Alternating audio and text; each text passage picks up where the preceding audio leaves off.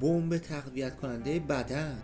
امروز میخوام ترکیبی بهتون معرفی کنم که به بمب تقویت کننده بدن معروفه. پودر 40 گیاه.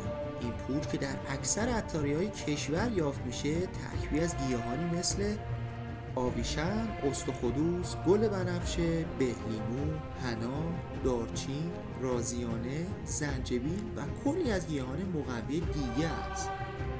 از خواصش نگم براتون که بی‌نظیره. از جمله سرشار از ویتامینه، اشتهاوره، برای رشد عضلات و استخوان‌ها بی‌نظیره و بهترین دارو برای معده است. همچنین درد دوران قاعدگی رو تسکین میده.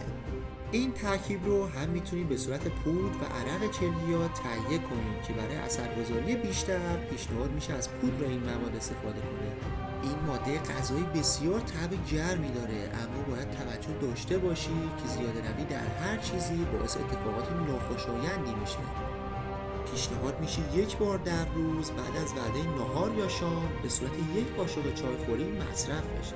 حتما قبل از مصرف مواظب باشید حساسیتی نسبت به گیاهان مخصوص این ترکیب نداشته باشید. خب دوستان، اگه از ویدیو خوشتون اومد لطفا ما رو لایک کنید، ساب کنید و زنگوله رو هم فعال کنید. با تشکر، بدرود.